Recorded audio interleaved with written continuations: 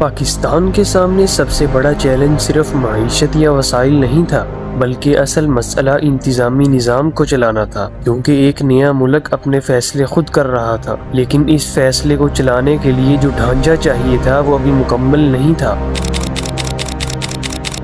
قیام پاکستان کے وقت کراچی کو ملک کا مرکزی انتظامی شہر بنایا گیا۔ یہی وہ جگہ تھی جہاں سے پورے ملک کے معاملات چلائے جانے تھے۔ مرکزی دفاتر کے لیے گورنر ہاؤس اور سیکریٹریٹ کی عمارتیں خالی کرائی گئی، لیکن جلد ہی یہ احساس ہو گیا کہ مسئلہ عمارتوں کا نہیں بلکہ گنجائش کا ہے۔ یہ جگہ ناکافی تھی اور پورا نظام ان میں سمٹ نہیں سکتا تھا، اس لیے شہر کے مختلف حصوں میں عارضی دفاتر قائم کیے گئے۔ کچھ دفاتر ایک جگہ تھے اور کچھ دوسری جگہ، اور یوں انتظامی نظام بکھرا ہوا نظر آنے لگا۔ تقسیم کے بعد سول سروس کے جو مسلمان افسر پاکستان کے حصے میں آئے ان کی تعداد صرف 81 تھی۔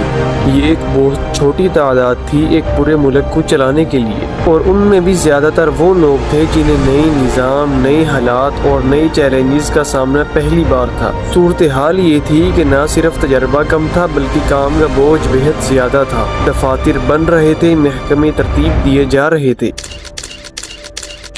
اور ساتھ ہی پورا ملک بھی چلانا تھا۔ یہ ایک ایسا وقت تھا جب ہر افسر پر کئی محکموں کی ذمہ داری آ گئی تھی۔ ایک اور بڑا مسئلہ یہ تھا کہ جو سرکاری ملازمین پاکستان آئے تھے ان کے لیے رہائش کا کوئی مناسب بندوبست موجود نہیں تھا۔ کئی لوگ عارضی جگہوں پر رہنے پر مجبور تھے، لیکن ان تمام مشکلات کے باوجود کام رک نہیں رہا تھا۔ یہ وہ وقت تھا جب انتظامی نظام اپنی ابتدائی حالت میں تھا، کاغذات کم تھے، ریکارڈ بکھرا ہوا تھا اور فیصلے سست روی کا شکار تھے۔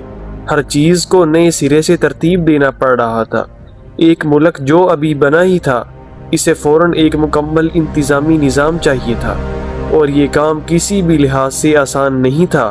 لیکن ان حالات میں بھی ایک چیز واضح تھی، اور وہ تھی ان افراد کی ہمت جو اس نظام کو چلا رہے تھے۔ کچھ تجربے کی کمی تھی، کچھ وسائل کی، لیکن جذبہ موجود تھا، اور یہی جذبہ اس وقت سب سے بڑی طاقت تھا۔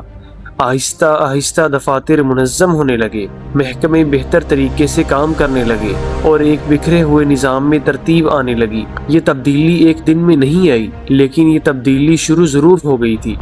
اصل بات یہ تھی کہ انتظامی نظام صرف عمارتوں اور دفاتر کا نام نہیں ہوتا، یہ ان لوگوں کا نام ہوتا ہے جو اسے چلاتے ہیں، اور اس وقت پاکستان کے پاس یہی لوگ تھے جو کم تو تھے مگر مضبوط تھے۔ وقت کے ساتھ یہ بنیاد مضبوط ہونے لگی، نیا انتظامی ڈھانچہ تیار ہونے لگا، اور ملک آہستہ آہستہ ایک منظم ریاست کی طرف بڑھنے لگا۔ یہی وہ مرحلہ تھا جہاں سے پاکستان کے انتظامی نظام نے اپنی اصل شکل لینا شروع کی، اور اگر اس وقت کے حالات کو دیکھا جائے تو اندازہ ہوتا ہے کہ یہ صرف ایک انتظامی بحران نہیں تھا، یہ ایک امتحان تھا جس میں انسانوں کی صلاحیتیں، صبر اور حوصلہ سب کچھ شامل تھا۔